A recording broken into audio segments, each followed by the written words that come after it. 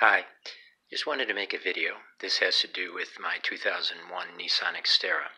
I've just been doing some rehab work. I use ShrockWorks skid plates, and they work great. I like them a lot, but they are tough to get on and off. And so I just wanted to make a short video to show you a couple of the fixes that I've come up with. We'll see whether they work over time, just to try and make them easier to get on and off.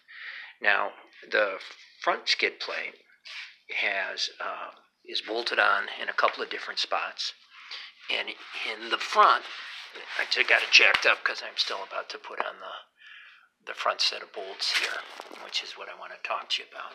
So it's a good skid plate. It has 3 in the back, 3 in the front. Does a nice job. Has protected my alternator, knock on wood, so far pretty well. One of the tough parts is in this front area, where you can see there's 3 holes to put in the bolts. You have to fish your hand up and around this bent piece and kind of try and hold in your fingertips bolts, or not, the bolt goes through and you have a nut, maybe a lock washer. I tend to use those just to make sure everything moves. And then you have to fish in an open-ended wrench, and there's just not a lot of room to get in here and hold things. So the first thing that I came up with, if you'll excuse while I walk around my garage, is this. And we'll see. I'm pretty sure it should work. But basically what I did is I took a little 1-inch stock, steel stock, and I lined up as careful as I could where those holes were. And now what I've done is I've welded in the nuts so that they're already in position. So the idea here is this is still drying, but the idea is that what I'll do is I'll take this bar and I'll slide it in between, and I've already measured it. I already made sure it worked. I just put a little paint on it to protect it from rust. And it should be able to just slide in, and then all 3 bolts go directly in. You don't have to fish any kind of a wrench in here. These are welded to it. These are just, each bolt got 3 spot welds. It's now just drying, and then I'll put it in.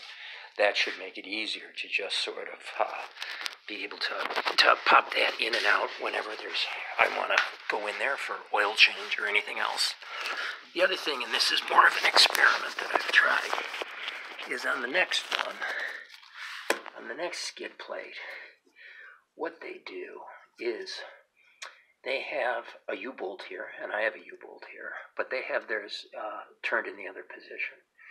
And the problem with that is that just in the weird area of ordering square-ended U-bolts, they only come in full inches. And this cross member appears to be about 2.5 inches wide.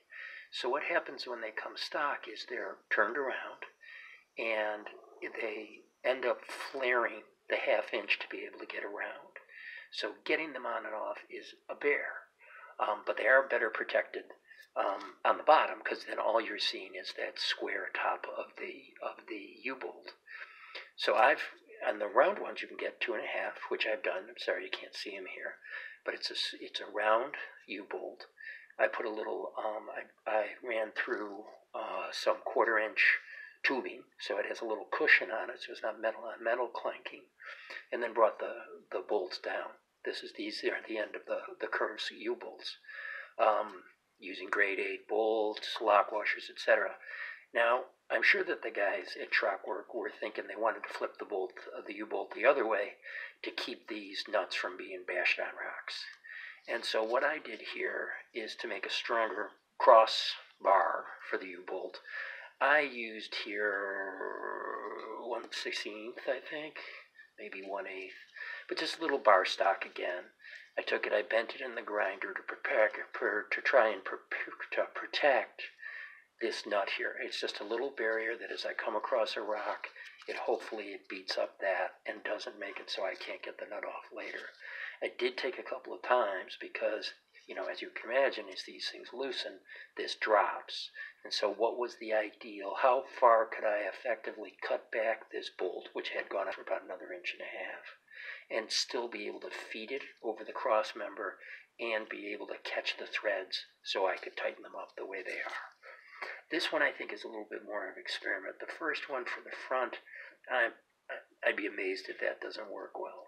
This one, I'll try and add to this video after I have to change these out a little bit, to make sure that I don't say, oh shit, I had to cut off the heads of the nuts and whatnot. It was a disaster. So this is an experiment, but we'll see. Otherwise, I'll let you know. But again, the idea here, and you have to be a little careful as you're crawling around, don't, bash your head into that. But it used to take me up to about 4 hours to get my skid plates out. If I had to get to my drivetrain, had to, check the transfer case fluids, the front diff fluids, those sorts of things. They're great skid plates, but they are just a bear to get off. And it may not even be ShrockWorks. It may be the guy that I had install them, who, as many installers do, they made sure they weren't gonna go anyplace, but it also made it murderous for you to get them on and off again. They were, close to welded on. So anyway, that's the end of this video. I hope it's helpful. I hope also these changes I made work. And I'll let you know in the comments. I'll get back to you within 6 months and let you know whether this is a goer or not. Like I say, I'm a little more confident about this one up here, placing this bar in place to be able to do all 3 bolts effectively. Okay, take care. Bye.